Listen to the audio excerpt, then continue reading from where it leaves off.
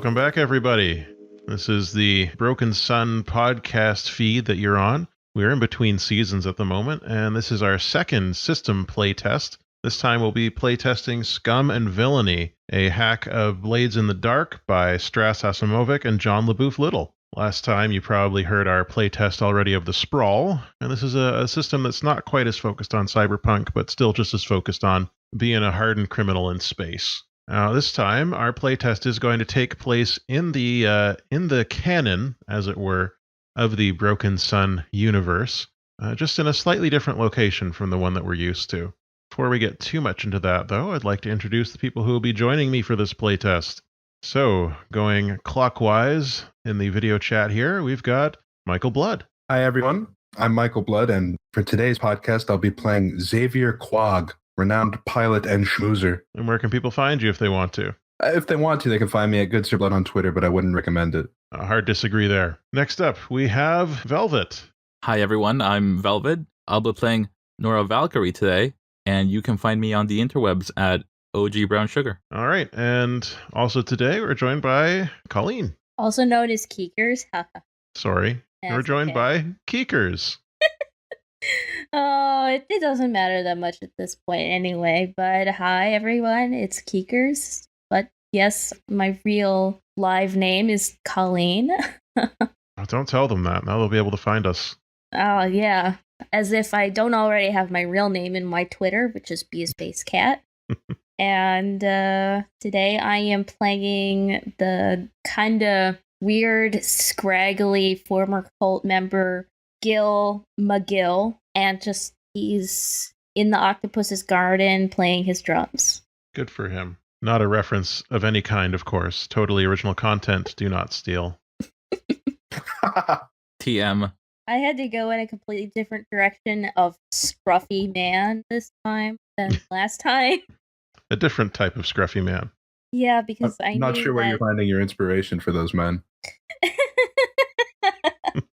I knew Mike would be upset if I tried to duplicate Tully and play him again. No, of course not. I don't think we'd be upset by that. I was so happy. Hard to tell with you if you're being sarcastic or not. That's fair. No witty retort, that's just true. All right, so Scum and Villainy, as mentioned, is a Forged in the Dark game. So it's based on John Harper's Blades in the Dark. If you want your own copy of Scum and Villainy, you can get it from Evil Hat Games. That's evilhat.com. Or from your friendly local game store. Just have them order it. That's what I did. And if you can email Evil Hat Games with proof of purchase, and they will send you a PDF for free when you buy a copy, a hard copy of the game, which is very nice. So how this game works is much like Blades in the Dark. You have a character playbook, and your character playbook determines the types of actions and action ratings that you have.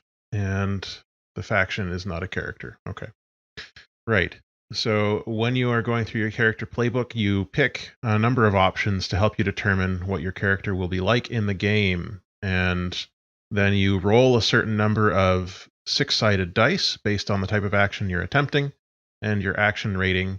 And basically 1, 2, and 3, it doesn't go the way you want it to. 4 or 5, you get what you want, but there's a cost or a complication. And with a 6, it just happens as you thought it would. So you've got a 50% chance to succeed, even if you're only rolling 1 dice.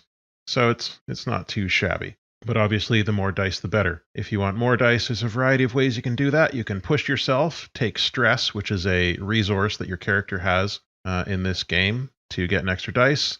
Or you can accept a devil's bargain, which is where you ask the game runner for a devil's bargain, and they will tell you, I'll give you an extra dice, but this bad thing is going to happen, or this thing that you may not like is going to happen. You can get an assist that will give you an additional die from someone else on your team, and they spend stress.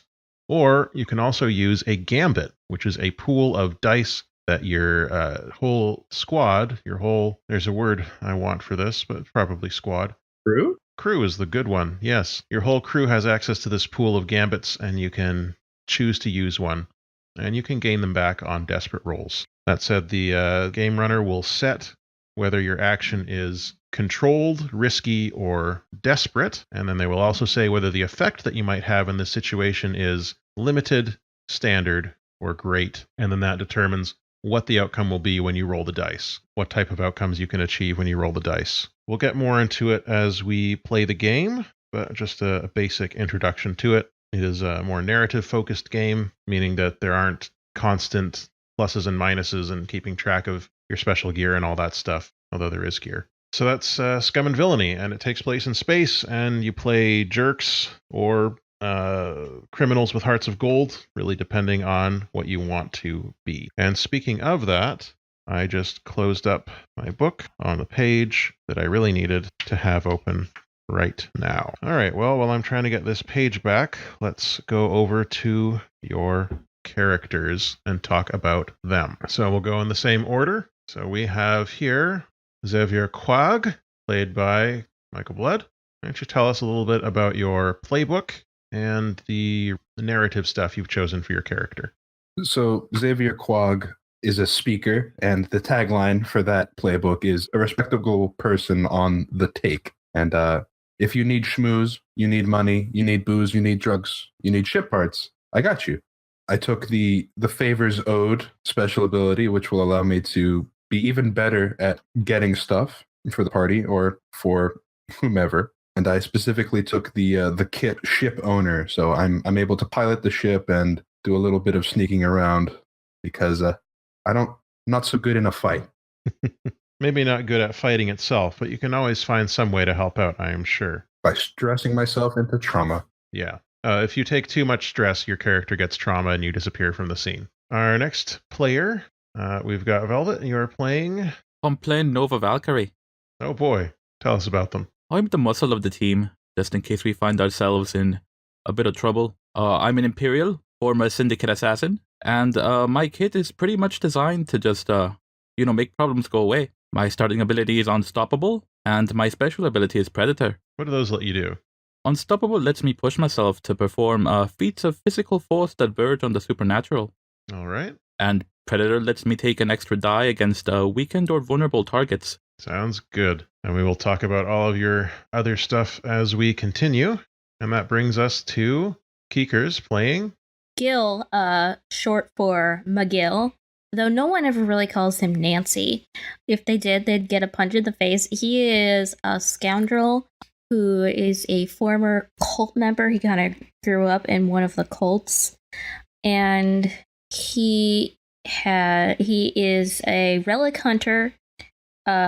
So he's a bit of a daredevil when it comes to... So he tends to, when he makes a desperate roll, I can take one die, and if I do so, I don't mix the XP in the actions attribute. Okay, make sure that you click on those things there. And your starting ability is Serendipitous?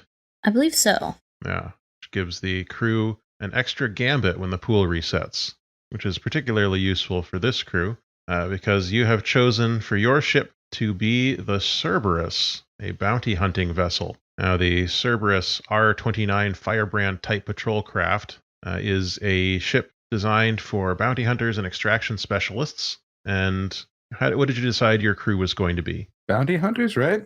Yeah, we were going to be like bounty hunters bringing in people. Okay. And you decided that the reputation for your crew was brutal, as I recall. Yeah. Meaning that when people think of your crew, they think dangerous and violent. Perhaps more so than is strictly necessary. Allegedly. Dublin is right deadly fun.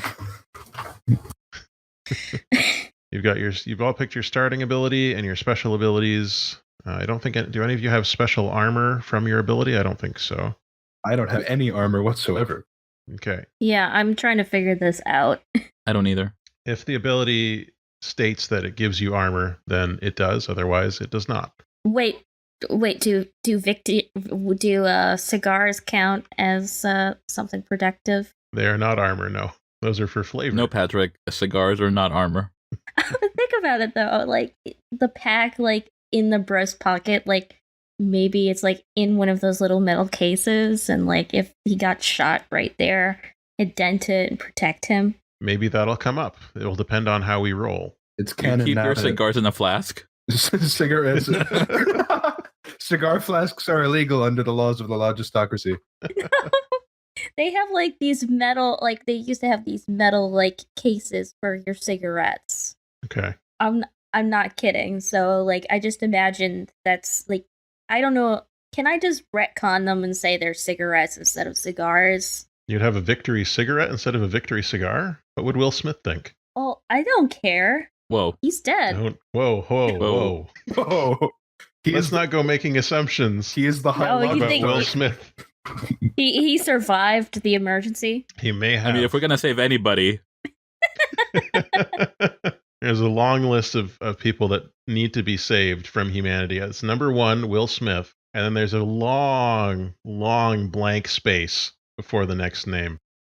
All right. So you all picked your heritage as well, I believe. So Nova was Imperial, meaning I assume you would be from Hygeia itself. Hygeia belongs to the Nords. Does everyone else pick a heritage? I sure have. What is Gill's heritage? Gill is a spacer. Though part of me is like kind of like, what if he was like a test tube baby? Because then that'd be fun for the cult. You could go with manufactured. So they do make homunculi. Hey, this is the space shakers, so I guess they can. Okay. And what was the nope, wrong one. What was Xavier's background? Was it I am also a heritage spacer. rather? A spacer. Okay. Well, now I'm manufactured, so you're the only spacer. I am the only spacer, and I am unique and beautiful. All right. And your background covers what you've been doing before you joined the crew. So the options are academic, labor, cult, guilder, military, noble, and syndicate. What was the background for Xavier? I was a space dock hand, so I worked in labor. Okay. And Nova was Alleged former assassin. okay. Would that go under military or Syndicate. syndicate?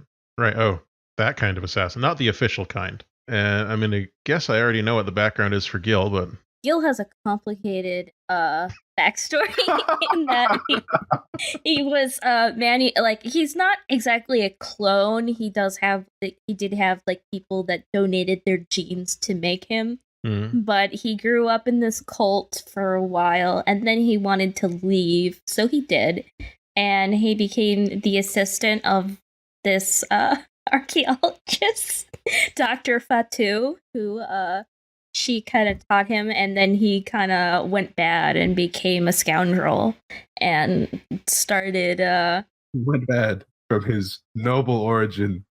well, I mean, they were like, I don't know. I don't remember. I don't know which cult we're saying he belonged to, but he went worse.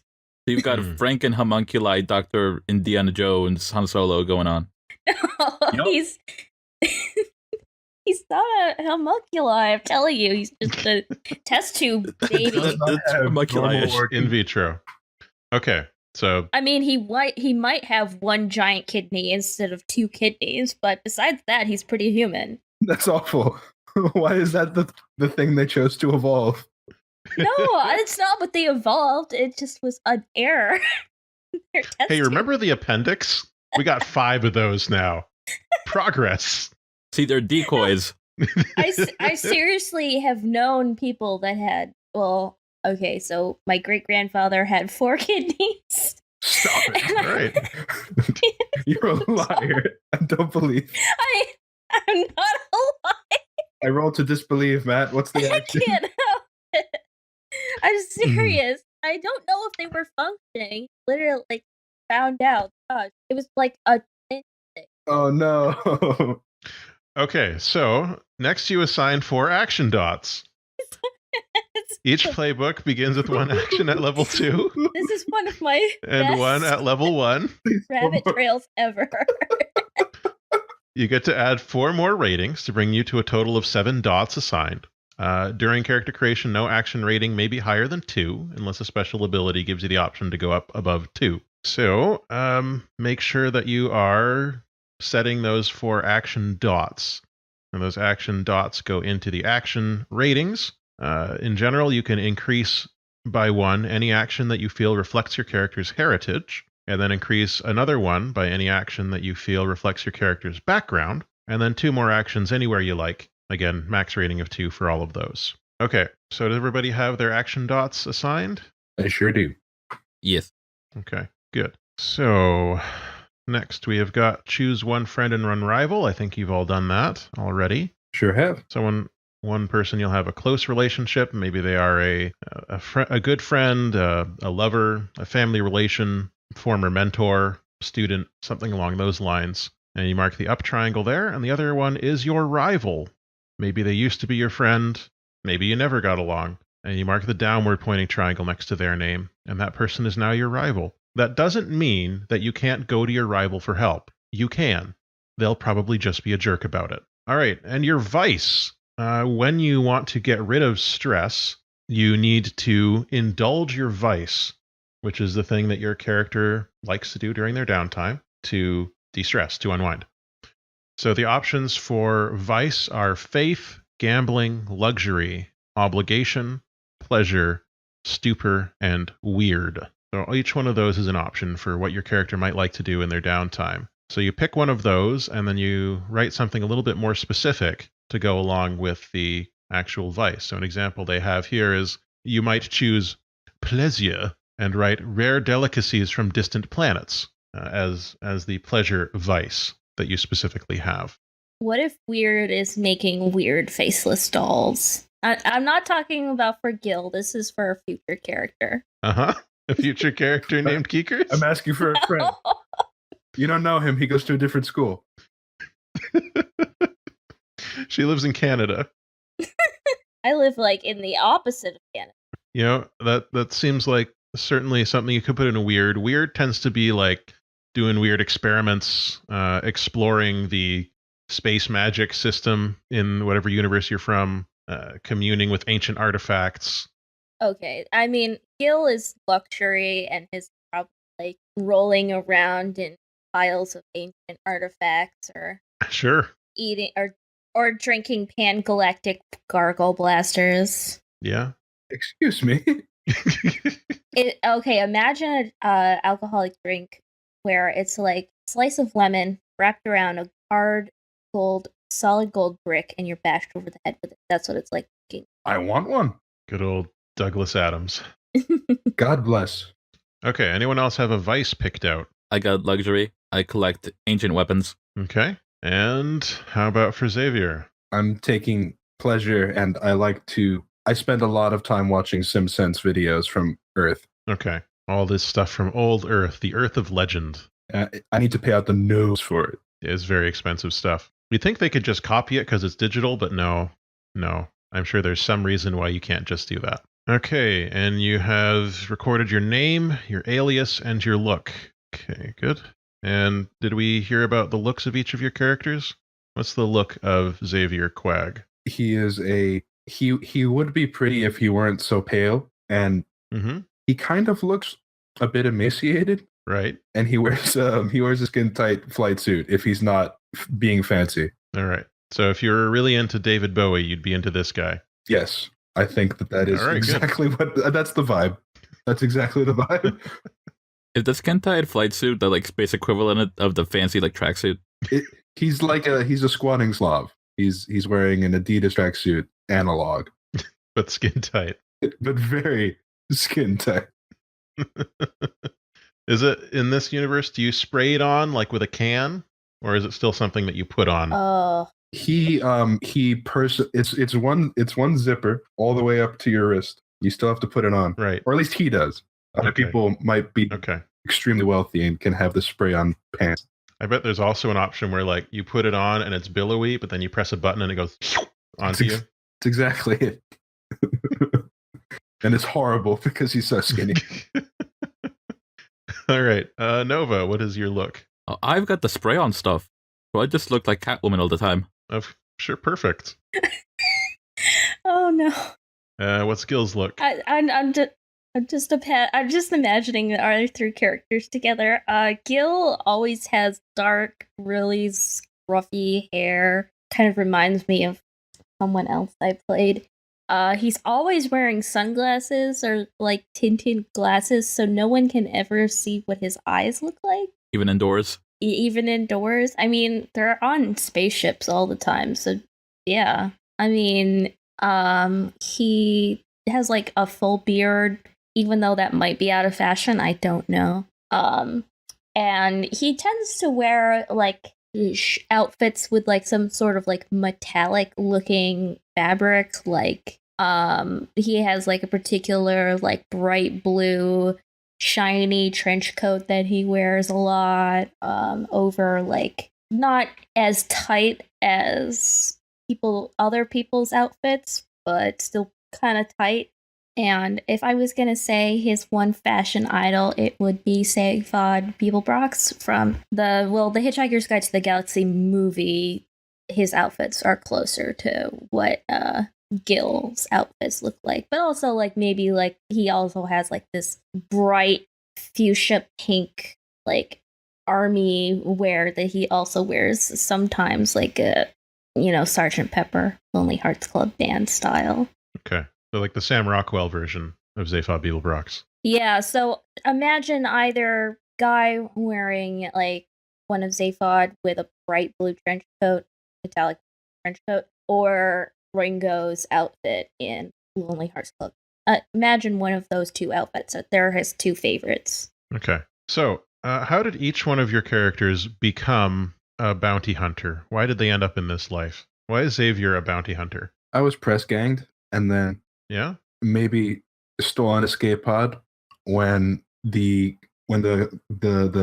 vessel I'd signed on with went up against the Logistocracy and went pirate, and I just sort of maybe shot myself into space instead of dealing with that. That's fair. And you got picked up by the bounty hunters group, the hired goons? Yep.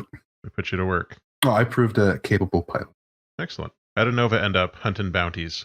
Boy was one of several children in a wealthy Hygieian family, and I was so far down that they didn't really give me any responsibilities, and I eventually got bored. What else would you do when you're bored other than hunt bounties?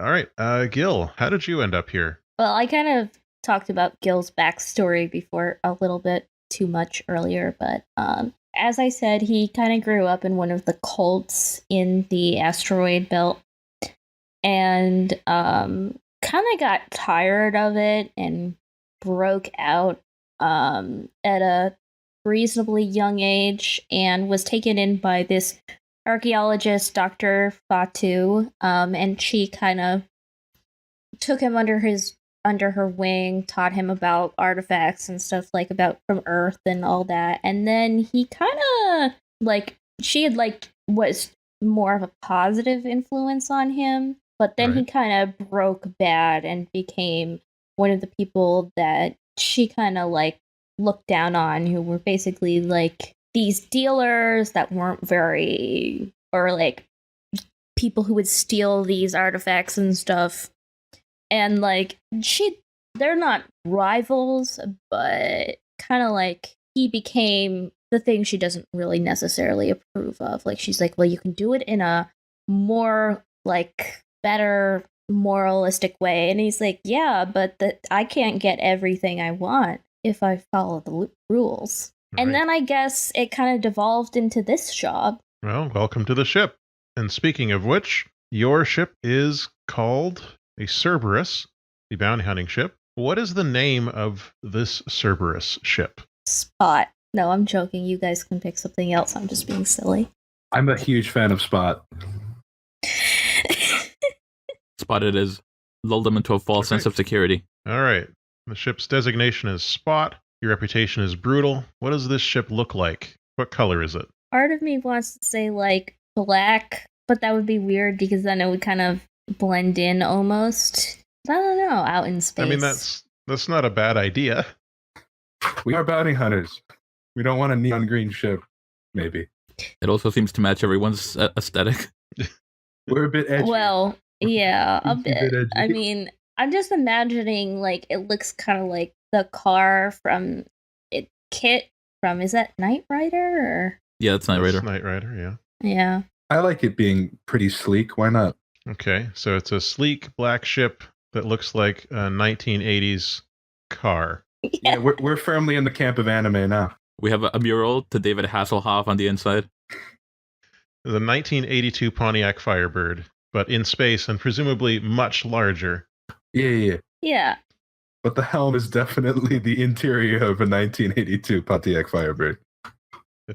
All right, a black 82 Pontiac Firebird. With the fuzzy dice and the 8-ball. Naturally. Those are some of the Earth royalties that I've had to pay for. I just realized that if you did a voice for the spaceship, Matt, you're gonna have to totally try to do Kit's voice. Oh, well, you know how good I am at celebrity impressions. I mean, you remember my Winnie the Pooh voice. He's excellent. So, When is that coming back? I'm so ready. now, I've picked 3 factions and put them together for this test that we're doing. So the 3 factions we have are the Hygieian Logistocracy. The Hygieian Logistocracy is the ruling body here in the Hygieian Asteroid family. So this game takes place in the Asteroid belt, and it takes place specifically at 10 Hygeia, which is the 4th largest asteroid in the asteroid belt, and the surrounding asteroids around it like Bodinia and Friedrich, and there's a couple of other smaller ones. But Hygeia itself is the headquarters of the Hygieian Logistocracy and where the majority of the people in this area live. If you don't live in Hygeia, which has been hollowed out and turned into a colony, you probably live on Bodinia or in Friedrich, which are much smaller, or you might live in a station or just on your ship and only dock when you need supplies. There is around this region what is called a shroud. And what the shroud does is it keeps energy emissions from leaking beyond the edge of this shroud, beyond this region,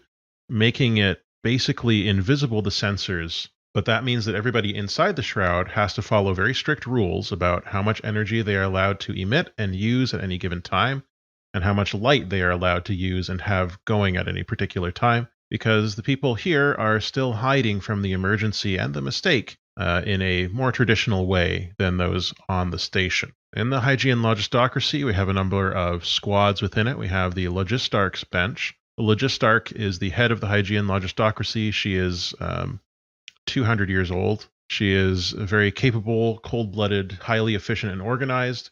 She knows how to count things and keep track of things really well, and that is why she has set up a logistocracy, which is a dictatorship based on controlling supplies. Controlling supplies is, of course, extremely important when you live in space. We've also got the Warehousers Guild as the second largest or second most influential faction within the Hygieian Logistocracy. Their job is warehousing and keeping track of the supplies. They're the most powerful people there, other than the Logistarch herself. The Divine Measure is the official church of the Logistocracy, and it also doubles as the marketplace. When you need to get your supplies, you have to go to your local branch of the Divine Measure, and they will measure out what you are owed. The people who maintain the Shroud are a Tier 3 squad within this faction. The Shipping Authority, who makes sure that people follow the correct routes and carry the correct amount and only burn the right amount of fuel, are also Tier 3 here. The Bodinia family is the ruling group on board the asteroid Bodinia, which is about 70 kilometers across. They are a Tier 2. They are under the control of the Logistarch as well. And there's also the Protectorate of Friedrich. Friedrich used to be an independent colony within this area of the asteroid belt, but was brought under the quote-unquote protection of the Logistarch about 100 years ago, when the Logistarch consolidated her control of this entire region. There's also the Hygieian News Network and the meters. The meters' job is they just go around and make sure people they check meters. That's what they do. And they can shoot you if you're off. The second largest faction is the Belt Slackers. The Belt Slackers is the loose organization of criminals, bounty hunters, independent farmers, and so on who live in this region as well, who are still living under the controlling fist of the Logistocracy, but try to keep themselves as independent as they can within that. We've got the Round Robin Syndicate, which is the largest crime family in the region. There's the Hedonarchy. The Hedonarchy is a very popular Tier 3 gang here. What they do is they stage daring raids on official Logistocracy warehouses, and they use the supplies to throw big parties. And of course, there are persistent rumors that several of the masked attendees of those parties are, in fact, officials from the Logistocracy, just trying to have a good time. The Ordinary Measure is your standard black market. They are in opposition to the Divine Measure. You can go to the Ordinary Measure to buy stuff that you can't get if your supplies are running too short or if your rations are too tight. Next, there are the Hired Goons. It's a body that handles licensing and organizing of bounty hunters. So they are your direct bosses within this group of people. There's the Salvatore Giuliano's Disciples. They are a Robin Hood-like group. They steal from the rich and give to the poor and kill meters wherever they can find them. The Church of the Mistake is a cult that is attempting to lure the Mistake into the Shroud to attack and exterminate the faction of humanity that created the Mistake, which is what the Mistake is hunting. Next, we have the Chief Group, the cluster of Hygeia Independent Exo Farmers Group. They're a group of experimental farmers who are attempting to find new ways to grow food on asteroids and in space. Eden's Gate is a cult that believes there's a hidden garden world somewhere in the asteroid belt and have dedicated their lives to trying to figure that out. And then, of course, there's all of you. So we can now change this name to the Spot Crew. And you are a Tier 0 faction, or a Tier 0 squad within the Belt Slackers faction. And finally, there's the Expats. This is the grouping of aliens who are also living in this region. They are under the Logistarch's control, but whether they like it or not, there aren't as many of them, even if their technology may be superior to that of humans. You have the Andromedan Exile and the Centauran Fellowship, attempts to set up the home governments here in this region. The Andromedan Guard is their elite soldiers, and the Centauran Aquanauts are their elite soldiers. You have FECPO, the Fellowship Exile Co-Prosperity Organization, which is a group which attempts to facilitate cooperation between the Andromedans and the Centaurans. You have the Cult of the Emergency that believes that the emergency is a good thing, and they are attempting to bring it back and making sure that if they are loyal to the emergency or worship it, then they will survive and become the curators of the coming reborn galaxy. Next, you have FERG, the Fellowship Exile Resistance Group, who want to wrest control of the Hygieian region from the Logistocracy and install Andromedan and Centauran rulers over the humans that live here. And finally, last and least, the Expat Diplomatic Corps, the official liaisons between FECPO and the Logistocracy. Nobody really listens to them or cares about what they have to say. But those are all of the factions. You can see them in the factions region. Not all of them have their descriptions written in.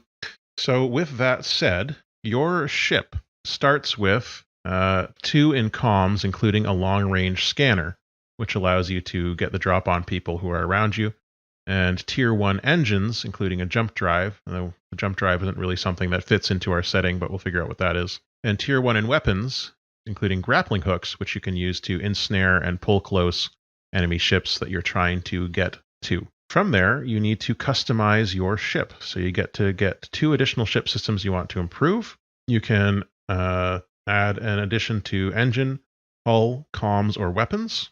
You can also try to improve your crew quality, but that's not really useful right now. So what do you want to improve on your ship? Our comms are pretty good right now. Yep.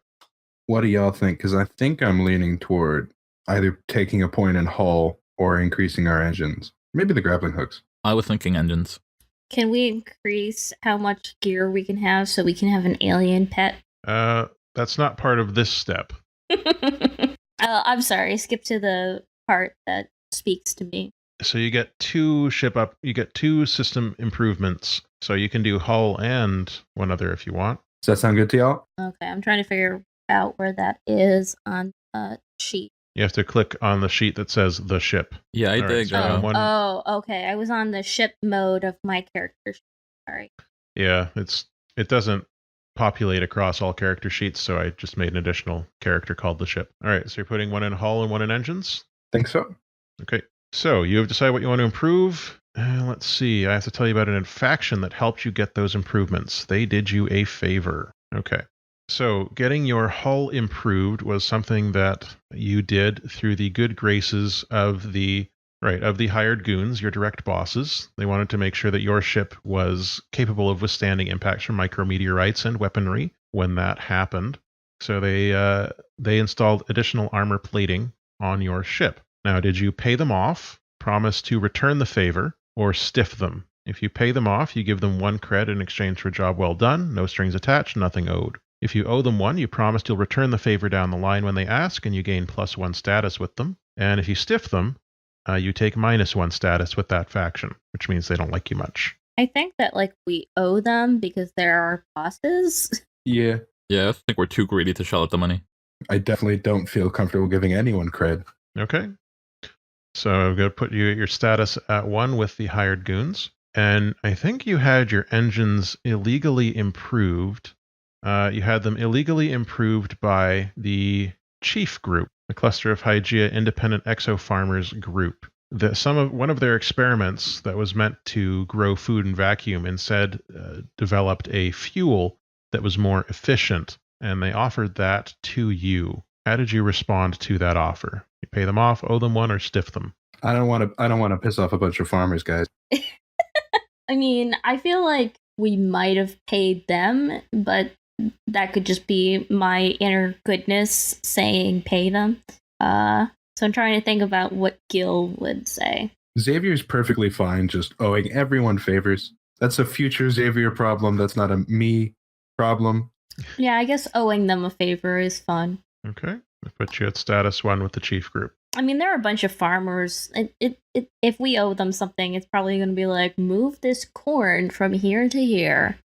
You'd think. Unless it's like there's more official. No, it's gonna be murder that landowner so we can subsidize his property I've seen Children of the Corn like thrice. or subdivide his property. I think you mean Asteroid owner, so we can steal his asteroid. Yeah, except as you choose a special ability. You get to choose one of the special abilities listed on your ship. So the special abilities. I mean, I want to say loaded for bear. I have a pressing question. Yeah. Are the Hatfields and or McCoys in the Farmer Coalition? I don't know. Maybe we'll find out. Ugh.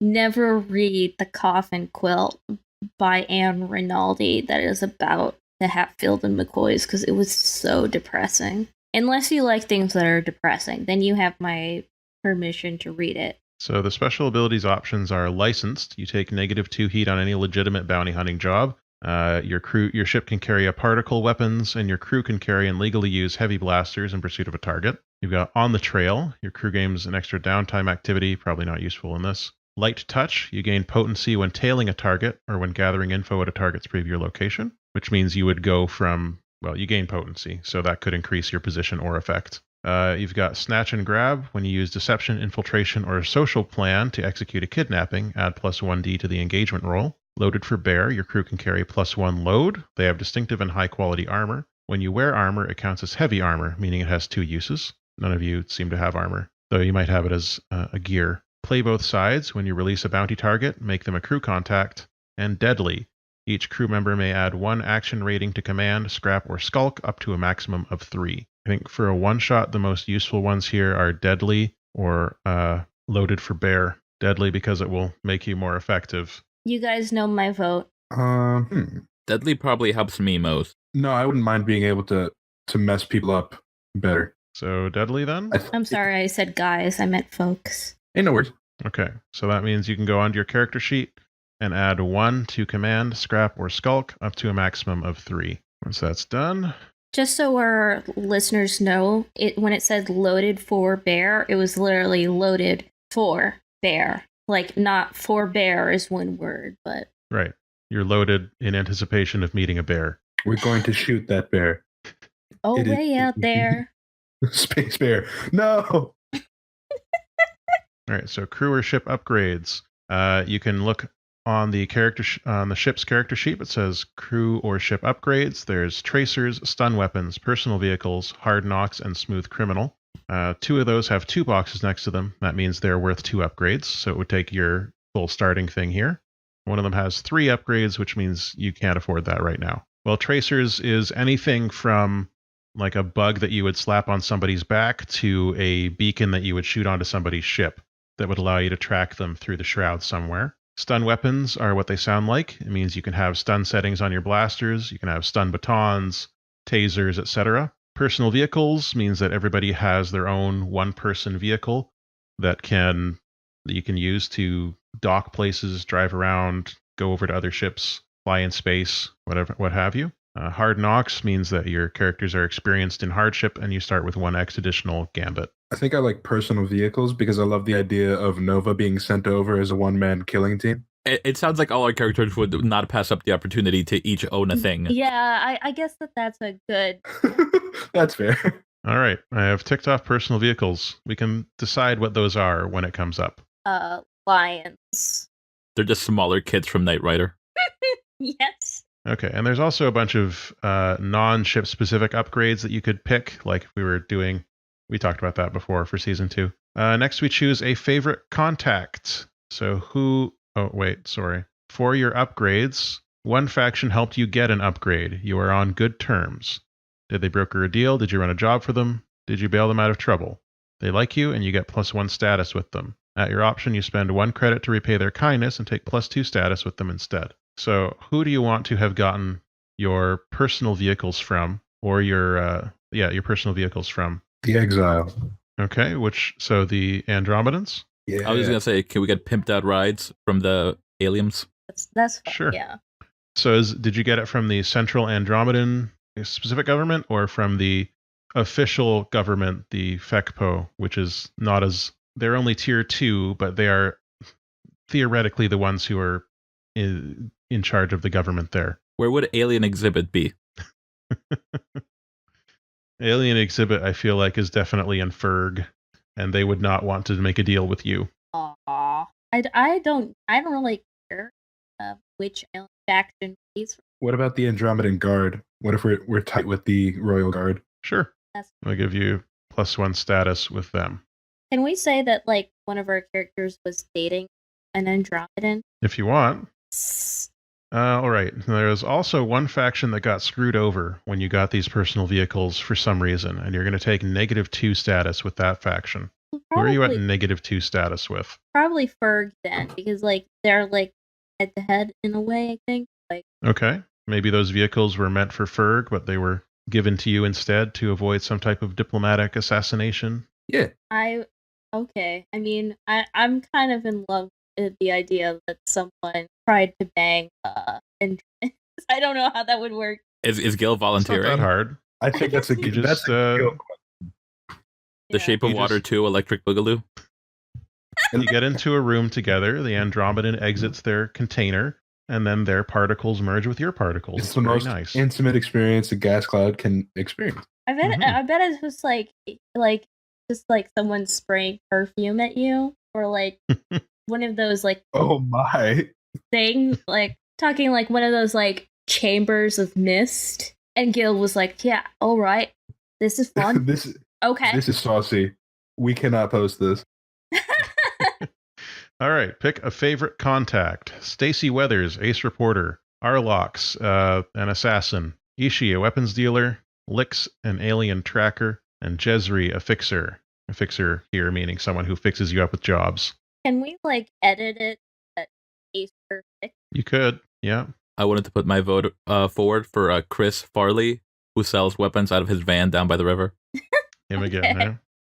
All right, so shall I change Ishii's name to Chris Farley?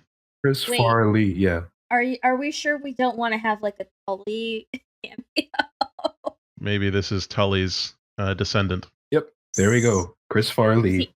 Does Chris Farley have the eye patch? He has two eye patches. And the cardboard box. Of course. All right. So it's a great family heirloom. You have also got, you can see you've already got a brig on your ship, which means that it is more difficult for someone that you put in the brig to escape. Not impossible, just more difficult. All right, I'm going to say that Chris Farley, the weapons dealer, is on the bad side of the shipping authority. No, on the bad side of the divine measure. Yeah, because he's part of the black market and he's selling things outside of the required requirements. So we're going to give you -1 with the divine measure because you're friends with Chris Farley. But he is well liked in the ordinary measure, so I'll give you +1 with them. Yay. Okay. It all balances out. That's the idea. Good. I think that's everything. That means we're ready to play. Yay. Just going to pop over here. All right. I'm going to do a horrible British accent. Your space accent. We'll just call it a space accent. Space Australia. All right.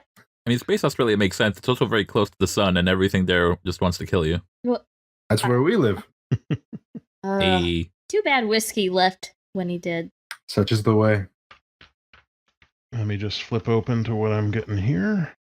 So you are the Cerberus. So I just want it to be known in canon that there is a little like Urbot that follows that Gill has that is like a robot dog. Robot dog. Got it. It's an Urbot, though. It's like for hacking stuff or whatever they said in the player book. I need to look that up again. An Urbot just means it's made from Ancient One's technology. Ooh. All right. So let's see where you are when you start. I need to do a little bit of Mad Libs here. So just give me a minute to get my Mad Libs written down. And he licked his phalanges. Hey now. We've just had to edit out the part about gratuitous Andromedan sex. We cannot be talking about licking phalanges. This is a family program, Keekers. You don't need to know any more about these Centauran erotica that Gill has in his notebooks. Gill is a fiend. What is it about me and these weird side stories and these weird male characters? I don't know, Keek. Why don't you tell us? What is it about you and these weird, strange men with their odd predilections? I don't know. I just try to go really weird. I'm like, what if it was really weird? Well, you've hit your mark, I think. You succeeded. Well done. Take +1 forward with every weird action. It's all leading up to the official character we're going to have. We're just preparing the audience for how bizarre Season 2 is going to be. Yeah, exactly. I mean, you guys know a little bit about the character I have talked about for Season 2, so I think we're just at the tip of the iceberg here. But I will let the audience know they are not a scruffy man. That we know of. I'm pretty sure they're not. So I can see them, like, getting one of those sets of, like, the fake mustaches that look horrible and putting them on. Just swap out Mr. Potato Head faces. Yeah, but, like, they try to wear them all at the same time. Enough spoilers. Okay. Here's where we begin. You're a crew of bounty hunters aboard the Spot, a Cerberus-class ship. You have recently been hired by Stacy, the reporter contact that your crew has. And Stacy, you should know, is a member of Eden's Gate, that cult that believes that there is a garden world hiding somewhere in the belt. So you've been hired by her, and you have been hired to capture a badass muscle, like an assassin. The assassin had a job to do that they were hired by Eden's Gate to complete, and they haven't done it. They've messed up somehow. Well, how they messed up is they didn't kill their target or retrieve their target. The job is unfinished, and Eden's Gate apparently is pretty angry about this. So this muscle that they hired also works for the hired goons. So they are colleagues of yours, I suppose, but they are an assassin, where you're bounty hunters.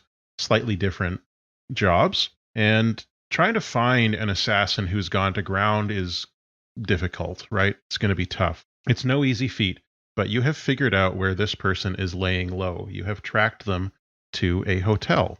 They're in a hotel on Bedinia. So you're on the second largest asteroid, which is much smaller than the main one. It's about 70 kilometers across. And in the process, you've also found out that Eden's Gate aren't the only people who want this assassin and their target. There are also several other factions that have been offering bounties to retrieve the assassin. And the assassin's name is Cho, C-H-O, Cho. Other factions that are interested that you have learned about are the Shroud, the Church of the Mistake, the Cult of the Emergency, Ferg, Fekpo, and the Shipping Authority. All of these groups are also interested in getting this bounty, but you took your job from Eden's Gate, so we'll see where we go from there. The last thing that you've learned is that Cho seems to be carrying a small Urbot with him wherever he's going, like a little robot strapped to his back in a papoose kind of situation. And he's never been seen with this before, but the information that you got that has led you here to this hotel on Bedinia included a grainy security surveillance camera shot of Cho running through a square with a robot strapped to his back, pretty much in a papoose. You're in the hallway of the second floor of a rundown old hotel in the inside of Bedinia. There is a neon sign out front that says Paradise. Two of the letters no longer work. It's both of the A's. So it says Paradise right now. It costs you some cred, and you twisted a few arms to get into the system as well, to get Cho's location, but you finally tracked him down here, and you found him aboard Bedinia here in this hotel, and you are standing outside the door, ready to kick it down. Who's in front? Who's getting ready to kick down the door? Xavier's hiding behind Nova. I'm gonna Spartan kick the door open. As you start kicking the door open, you hear the roar of a hover bike, and it's revving up in an alley behind the hotel. Heavy blaster fire begins to rip through the hallway, shredding the plaster and rock where you're standing and moving quickly towards where you are. So you see it coming through the wall of the room into the hallway where you're standing, like one hole after the other. Blaster bolts scorching out through and slamming into the wall next to you. You can see, as you've kicked down the door, Cho is on a souped-up hover bike. There is that tiny robotic figure in the papoose on his back. He is firing his blasters at you. What do you do? All right, I think I need to get myself one of those. I'll see his hover bike and raise him a flamethrower. Okay. I hit the ground and start looking for a fire escape so I can get an angle on him. So this might be a good time to talk about resistance rolls. So Cho has basically got the drop on you. You thought you had the drop on him, but unfortunately he heard you coming. You're being attacked by a heavy blaster. So there's a couple of ways we can go about this. We can use resistance to talk about who is dealing with getting shot at by a blaster and how. Or we can use flashbacks to talk about how one or two of you might not actually be in the hallway at all, but rather somewhere else for some other reason as part of this job. A flashback is something that you do to basically say, I want to have done this before the mission started. And then depending on how complicated that thing is, you spend 0, 1, 2, or more stress. And then we say that happened before the mission started. And resistance is how you resist things that I say happened to you. Okay, so I have an idea that, my boy Gill is still kind of in this hallway, but there's a lot of, metal scaffolding up. So he's at a higher position to try to get a good view and angle to shoot at this guy. All right. So you want to resist the blaster fire by saying that you are hidden behind scaffolding in the hallway? He's up on it. This guy just has not looked up. There's different building supplies in the way too. So Gill is pretty obscured. Okay. So if you want to say that you are not in the line of fire, because the whole hall, a heavy blaster is very illegal and it makes big explosions. So if you are in this hallway, you're in the line of fire and you'll have to do a resistance roll. So you're either doing a resistance roll or you're doing a flashback to say you're not in the hallway, you're somewhere else. Okay, well then he's around the corner in the scaffolding of this hallway. It's an L-shaped hallway. So the scaffolding is I can't say this word very well, but it's in the bottom of the L shape, and they're up there fixing the ceiling. And so he's he can hear and he can kind of pull his head out and look at this guy, but he's up there. Okay. So you had planned before you started this job that you were going to be in that position instead. Yes. Okay. I don't think that's going to cost you any stress because it's just saying you went to a different place. So we'll say that you're there. You don't need to resist this attack. It's also nice because he could reach the vent on the ceiling if he needed to get through the vents. Yeah, of course. Nova, we've established that you kicked the door open, so you're going to have to resist this roll, and I think it's going to have to be with prowess. So if you click on prowess in your character sheet, it should do a resistance roll for you. Okay, so you rolled a 3, a 4, and a 4. So that means you take 6 minus the highest die in stress, so you take 2 stress. And instead of taking getting hit by a heavy blaster would be level 2 harm. So instead of taking the level 2 harm blasted, you're going to take the level 1 harm singed. So what does it look like as you avoid getting blasted into pieces by this very illegal weapon? I think I'm going to serpentine. A serpentine? Okay. So the blasts come and you're dodging from one way to the next, going towards where the blasts have already come, diving underneath the one that you timed. Very cool. You still take a singe across your back as you dive. It hurts and you'll have less effect, but you can put singed in one of the level 1 harm slots on your sheet. Xavier, you were hiding behind Nova. Nova has dived out of the way, leaving you facing this on your own, unless somebody wants to take the resistance for you. You can resist on someone's behalf in this game if you can explain how you do it. I think I just hop in a maintenance closet quick as I can. Okay. All right, so roll your prowess resistance roll, and we'll see how you do. Oh, you got a 5. So take 1 stress, and you also take the level 1 harm singed. As you are closing the door, the blast hits the frame of the door. Well, it does not destroy that because it's already come through one wall. It does burn your hand that's on the doorknob. So you've got singed or burned hand there as a level 1 harm on your character sheet. Okay, you are up in the scaffolding. Gill, you can see what is going on. You can see that the hover bike is preparing to leave. I think Gill is going to kind of try to go the way of least resistance and try to shoot out that bike. Okay, so let's see. How do you want to... What are you shooting with, and of your weapons? What's your weapon like that you're shooting with here? I'm gonna say like it's a medium blaster. Like it's kind of think like the equivalent of a shotgun. So it doesn't have like too many like charges or rounds or however you want to say of ammo, but it packs enough of a punch and it goes enough of a distance that it could kind of reach that way. I don't know if I want to put that as a heavy... we aren't talking about load, but... That's sure. What weapon are you going to use from your gear?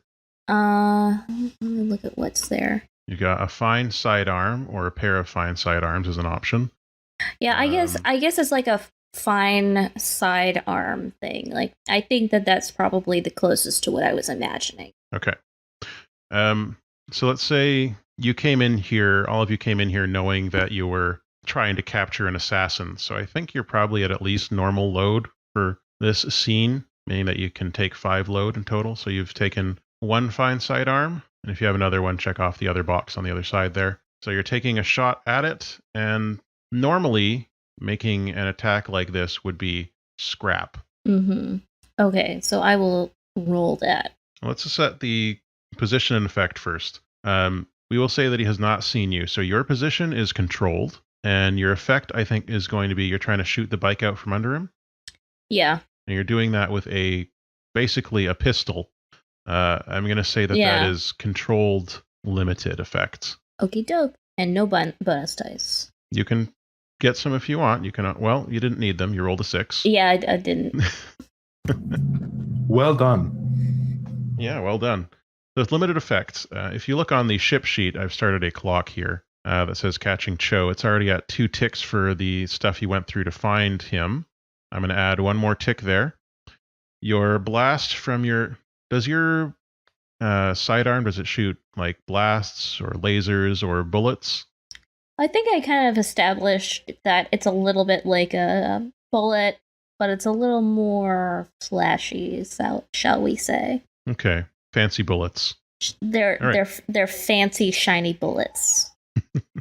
So your bullet slams into the hover bike, and you can see it's starting to arrow down towards the ground. Cho is on it, attempting to wrest control. You see, just before he slams into the ground, he manages to do so and gets the hover bike. It's smoking, trailing smoke now, which will make it easier for you to track it. He pulls it into an alleyway, and you're going to have to give chase, all 3 of you now, or however you want to split up this action. Oh, man. That requires climbing down the scaffolding. It would, or jumping to the next building. You know, we're in basically a city area here. Velvet, how's Nova's scramble? I'm a pretty good scrambler. Would you like to lead a group action? Sure. It's a good thinking about group actions. The only thing I want to make clear is you don't have to be good at the action in order to lead a group action. The person leading the group action is just the one who takes control. of it in the fiction, and the one who is going to spend the stress if there are any failures. Got you. Okay. So whoever you think is saying, hey, let's do this, that's who should lead the group action. I mean, if everyone's okay with it, I think Xavier will pop out of the closet and say, "To the roof," Oh, pop out of the closet, huh? as I've done many times.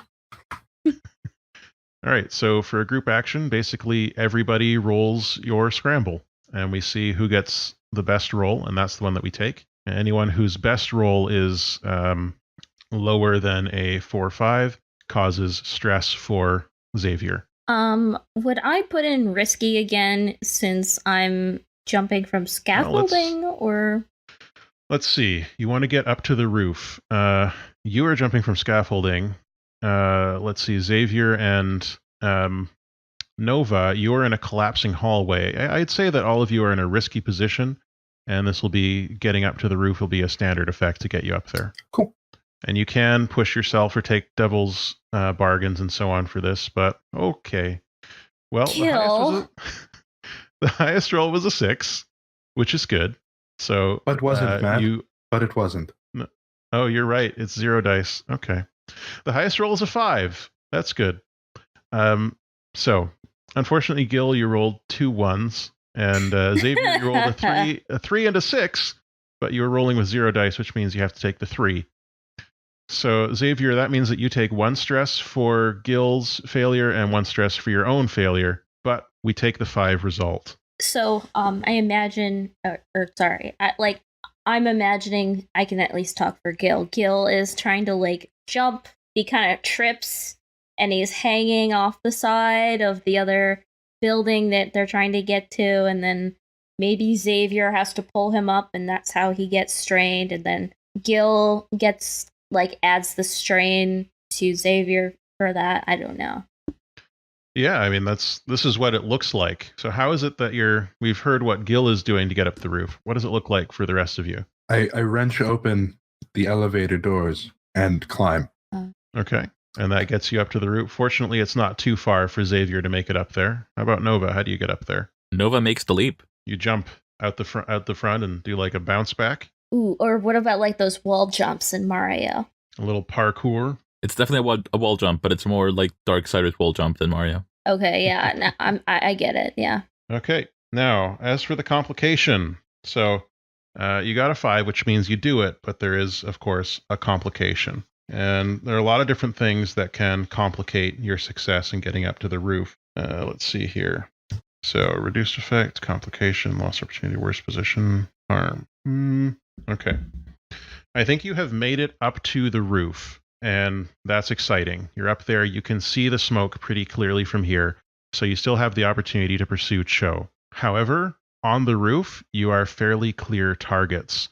So Cho could attack you from anywhere, or he might have traps set up around the city, or he might have allies somewhere that are keeping an eye on this roof. So you are now in a desperate position, which you can understand because there's a puff of debris in front of your feet, Xavier, as soon as you make it onto the roof, because a bullet just struck the ground on the roof in front of you. So you're all three now in a desperate situation. How do you continue this pursuit? I'm also going to... I call in our personal vehicles from the spot. Okay. I'm also going to add another tick to the pursuit clock, because you did succeed in that action. You can track them now. You're now at 4 out of 8 segments on the catching Cho clock. Okay, how do the personal vehicles get in here? Or do you want to do a flashback to say how they are already here? I think I just have my communicator as one of my load, and I can call them in remotely, potentially. Okay, if you want to do that, it's going to take them a little bit to get here. They will come, but it'll take some time. Yes, Xavier didn't think ahead. All right, that's fair. So you activate your comms, and you get the bing to indicate that they are on their way, your personal vehicles. Is it possible that maybe Nova's car or flying car thing was already there because we used it to drive around the city? Your personal vehicles can only carry one person. So okay, never mind then. If you want to say no, if you want to say one person's is there and they take off to follow immediately, that's fine. You are encouraged to split the party in this game, unlike in other games. I mean, it'll be bad, but you want things to get bad in this game. Velvet, it can be. I'll do it. I'm real good Yeah, at I driving. mean, it doesn't have to be Velvet's character. I was just imagining that she would drive in the slick car, but it can be anyone. Well, if you want to say that your personal vehicle is here, then we'll do a flashback. I think that'll be a 1 stress flashback to have it here. Yeah, I don't have Helm, which I think is the driving one, right? Yeah, I mean, you can also use other things to drive. True enough. Xavier, while we're waiting for the personal vehicles to show up, Xavier, I think, will hit the ground and try and find out where that bullet came from. Okay.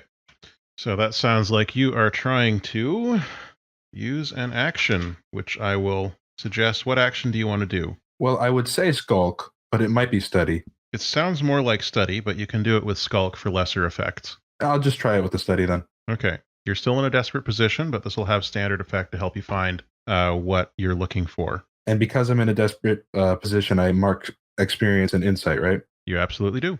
Standard effect or limited? Yeah, standard. Awesome. I am sure you have had to look for snipers before, so it's not your first time. Same, my first rodeo. What if I were to ask for a devil's bargain? What do you think would be suitable? You will find the sniper because they hit you. There he is. You will take level 1 harm. Ooh. I'll take the bonus. Why not? Okay. Excellent. Okay. On a desperate action, when you roll less than a 4 and you roll a 2, there are bad consequences.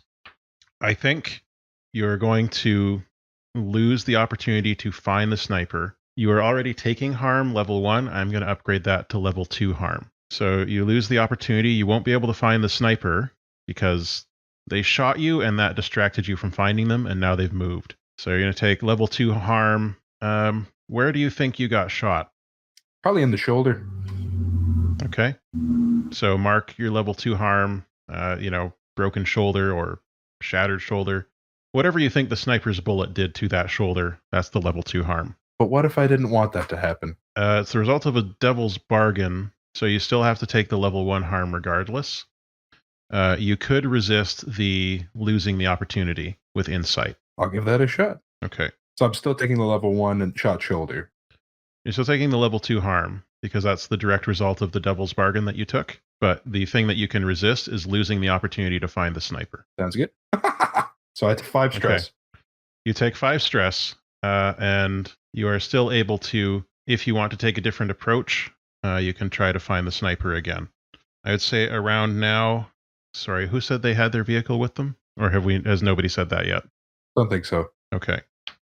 So you do know the good news is that your vehicles are just around the corner. They'll be here shortly. But at this point, you see that trail of smoke starting to dissipate. It's going to get harder to find Cho himself. Who else is doing stuff here? I was trying to, because if he's weaving between buildings, I guess I couldn't shoot him with my sniper. I mean, you could. You'd probably have to get a lock on him first somehow. Okay, yeah, I mean, well, that was going on just because I was waiting in case he called out for the sniper. I guess I'll try to lock down on Cho with my sniper. Okay. That also sounds like study, but how do you want to do it? I can study. Okay. You're in a desperate position, and this will have standard effects. All right. You rolled a 6. Well done. So, yeah. How does your sniper rifle work? Is it the traditional analog scope? Is it some cool digital stuff? Does it have a smart sights of some kind? It's digital, and yes, it does have the smart sight. Okay. So you're looking through your scope, and it's like... You lock on as you see Cho dodging between 2 buildings. Now, remember, your task is to bring Cho in alive. With that in mind, are you shooting to kill or what? No, I'm shooting to maim. They said alive. You can live through a lot of stuff. Yep. Okay, so you have got a lock on them. There is, unfortunately, while you are standing up there and you've got the lock on them, at that moment, the sniper is firing at you again, and you'll need to resist that. Is that with prowess again? Probably with prowess. Either you're diving out of the way, or you're moving, or something along those lines. And they're going to give you a level 2 harm, which you can reduce to level 1 if you resist it. All right, you rolled a 6, which means you suffer 0 stress. And let's see, not quite a critical, almost. So you suffer 0 stress to resist the bullet. The bullet instead of striking you, hits again the roof next to you, and you are hit by some of the some of the debris, some of the concrete chips that are springing up from the ground, and that reduces it to a level 1 harm. But you can, of course, use armor to reduce that further if you have any. No, I don't, and I have already singed. So would I take a level 2 harm? You should have 2 spots for level 1 harm. Oh, yep, there it is. Yeah, so you'd put that in there. All right, I'm going to add another tick to the clock of catching Cho, because you've got a lock on him with your sniper rifle. It'd be difficult for him to get out of the way there. Gil, what are you up to? We haven't heard from you in a bit. There is a fruit fly flying around that Gil keeps on trying to catch because it's annoying. Mm-hmm. And yeah, he keeps on trying to like clap at it or whatever, but sorry, no, that's art imitating life, I guess. There. But let me see what Gil is good at again. What do you think Gil is doing? Like, rather than what he's good at, what do you think he would do right now? Well, is he giving chase? Is he hanging back? He'd probably be giving chase because no one runs away from McGill. No one ever gets away from McGill. Okay, so how are you giving chase? Oh, I'm not good at it, but he's kind of like scrambling after. Okay, so you can always push yourself, get an assist or a setup maybe, or take a devil's bargain to add more dice to that. Maybe devil's bargain. Have some fun. Okay. He's going to shoot you. For the devil's bargain, what I will say is that you can get an extra die. However, let's see. You're going to get a little bit hurt by the jump that you're about to make. You'll be able to land it, but it's going to lead to a level 1 harm for you. Okay, so would you say my position is desperate or risky? Because you're all in a desperate position still. Yeah, okay. And this is a standard effect? Yep. It's probably scramble, right? Yeah, that's what I'm doing. Okay. Excellent. Good. All right. You've rolled a 2. Yeah, I know. We're just not the murder bots we want to be. Okay. So you leap from the rooftop, aiming to get to the rooftop across the way. Unfortunately, as you land, you hear a crunch, and it's not the crunch of gravel beneath your feet as you were hoping. It is the crunch of your ankle breaking, which would be a severe harm. It would be level 3 harm, broken ankle. Okay, there is. Now, you can attempt to resist this because it is so much worse than the harm you were going to take otherwise, to reduce it if you wish with your prowess. With prowess. I wish you could look in the character sheet. They could if you hovered over what the different things were, the situations for them. Because I want to say instead of taking the full I want to say scrap, instead of taking the full pressure, he kind of rolled a little bit on the ankle. For a resistance roll, it's not an individual action. It's prowess as a whole. So you would click on where it says prowess, which for Gil, it looks like you have 2 dots for prowess resistance. So prowess, how many points you have in prowess is how many of the arrows you have ticked in the first column of prowess actions. Okay, and no bonus dice. Yeah, not for this. Okay, so you got a 6. So you take no stress, which is good. You do still take a level 2 harm, sprained ankle. Okay, so he rolls. He kind of lands on that ankle, but he rolls. So instead of it completely snapping, it just kind of bends a weird way and is now sprained as he's now sprawled on the next roof. Yeah, I would say it's at this time when your personal vehicles arrive in the area. What do they look like? Nova, what is your personal vehicle? Are you muted? No, I'm good. Okay. It's probably a very Tron-style bike. Okay. Is it a ground-based motorcycle, or is it hover, or does it do both? It can do both. Okay, cool. What's Xavier's vehicle? It's a completely enclosed hover bike. All right. And Gil, what's Gil's vehicle? Rocket skateboard. No, it's a scooter. A razor scooter? It shoots razor blades. A rocket. Awesome. Okay. Are you all getting onto your personal vehicles? Yeah. Okay. I think it makes sense for now that you're on mobile vehicles that can basically fly. I'm going to upgrade your position from desperate to risky for your next set of actions, unless the action you take is desperate. We'll see.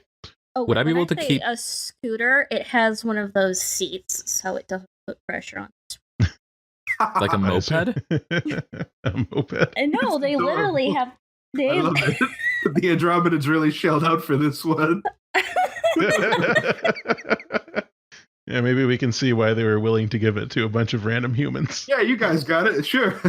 We're gonna throw these. Sure, away. yeah, you owe us one though. These are definitely not children's toys These are high in our tech. culture. Mine's enclosed because it's basically the Andromedan equivalent of a training wheel. The Andromedan It's just- tricycle. It's just one big wheel. Yep, that's it. It's like General Grievous's. Ooh. Or like one of those dome rover or bull rover things in the new Jurassic Park reboot thing. Is it a hamster ball? I think I'm You're gonna go. sitting. I'm gonna go with single wheel, but I'm a big fan of the hover hamster ball. Ah, All right, you've got your vehicles. What are you doing with them? I think, because I imagine I can't drive the bike when I'm training the sniper. I might take my shot before I get in my vehicle. Okay. I'd like to. Well, never mind. I'll trauma out if I do that. Never mind. All right, so you take your shot. That's going to be scrap. It is risky. It is a long shot for you. But I'm going to say because you're locked on, it's standard effects. I also have mystic ammunition. Yeah? Do you think you need that for this? I You can don't use it. remember what it does, but it's free, so like I might as well. It hurts psychic. Some kind of things. magic bullets. it's that It's- flying arrow from Guardians of the Galaxy. It's some type of specialized ammunition. That is meant for hurting psychics, I think. I don't know if it has to be, but could be that, yeah. Put a hole in him, but leave him alive. So it's desperate standard. Risky standard. You're on. Oh, well, if you're not on your vehicle yet, it's desperate, yes. I mean, because I don't think I can keep it trained if I'm like floating up there. So you might be able to, if you take your bike up, that might allow you to maintain your lock. Oh yeah, if I'm just going like straight up vertically, yeah. Yeah. Okay, so I'll do that risky- then. Risky standard then, as you hop on your bike. Hey. All right. So you've rolled a 6. Your on standard effect. Your bullet, like, what does it look like? You tell me. I've decked it out with some holographics so that as it travels, it gets like an overlay of a tiger. So it just looks like a big spooky tiger. Those bullets must be ridiculously expensive. They are. But wicked cool. So your tiger bullet roars through the sky of this part of Bedinia and slams into the back of the hover cycle, and you see that Cho is launched from it backwards because the bullet impacts the back of it, so he's like flipped backwards off of his hover cycle. And as he's flying backwards, you see him do like a twist, and he twists his papoose so that he's got the small robot in front of him and curls up around it. You don't see him land because he is flying through the air and flies behind a building where you can't see it. But it looks like he is curled up to protect that machine on his chest and probably isn't in great shape. You're now at 7 in the clock. You're going to have to get down there if you want to catch him, though. I would All love right, to. quick question. Is it possible? Yes. Is it possible that that is a robot baby? Are you a robot, baby? This is like Gill asking them out loud, like because of the fact that it's in like one of those baby papooses. And he's enclose so myself- protective of it. I enclose myself in my wheel and drive away without comment. Yeah, we're not gonna answer that. It's like, what? What an absurd question. Autobots are rolling out. Poor Gil. Okay, you're all working on getting down there, right? I fly over, yeah. Okay. Do you want to do a group action to try and surround and capture him? Or do you want to have one person do that? Like, how do you want to roll here? I'm fine with that. Someone else will need to take the stress because I'm about to die. I have for no the helm scene to anyway. begin with. Yeah. I mean, I only have the hurt, right? Yeah. If you have stress, then you're fine. The harm is the yeah. part that will actually kill you. Yeah, I'm confused about which one I have. You have harm, You took harm. Yeah, okay, that was... Yeah. Stress is the track along the top. which where it I says have a lot of. Yeah, you do. Well, I have Go ahead. none, so I wouldn't mind taking some to help us not fail at this. Then please helm this. Okay, so I guess oh my gosh. So I'm imagining that Gill leads the charge in a way, and in Back to the Future Part 2 where they have all of those hoverboards with the tethers come out of them, the tether pulls out of the back of his weird scooter thing and attaches to theirs, and he's driving and navigating them as they as we all kind of chase after him. Okay. So you're all saying you want to do this with helm? Yeah. Yeah, we are If possible. driving. Okay. Everybody roll your helm, and of course you can always push yourself or get doubles bargains if you wish. So this is risky. It's risky standard, because you could get shot at, you don't know, but at the same time, it's going to be difficult for him to get away from you. All right, so we've got 2 failures so far. Do it. Hey. Baby crit. All right. So Gil, you got a 6. That's good. You do take 2 stress from the less than stellar performance of your allies. Because we were tethered, we didn't think we had to drive ourselves. Whoops! Just slamming into buildings. Oh my god! Boom. And Oh no! Oh no! Waffle cart gone. Gill is hyperventilating stress of them, right? Mm-hmm. All right. Your bikes and scooter swoop down onto the alleyway where you last saw Cho, and you can see him. He is on his feet, but he is leaning against a wall, breathing heavily. He's very bloody. It looks like something might be broken. It's hard to tell. He has still got the robot in front of him in that papoose. He's got one arm around it, and the other one is holding his heavy blaster. As he looks up at you, there's blood running into one of his eyes. This is for one, he's a good-looking guy, or at least he normally would be if he weren't covered in blood. Maybe that makes him better looking. Depends on your character. He's bald. He's got a lot of different tattoos all over his body. He looks more distinctive than you would expect an assassin to, but he's clearly, from your information, good at his job, so he must be good enough normally to deal with that. He's got a vest with a mesh shirt underneath it and a belt with a skull for a belt buckle, and he is wearing leather pants, or maybe they're pleather pants, like those skin-tight pants. Same maybe spray-on material as Nova has, and big ol' boots. Are we sure that Jason did not make this character? He is here in spirit. He's here in spirit. Wait, does he have nipple rings?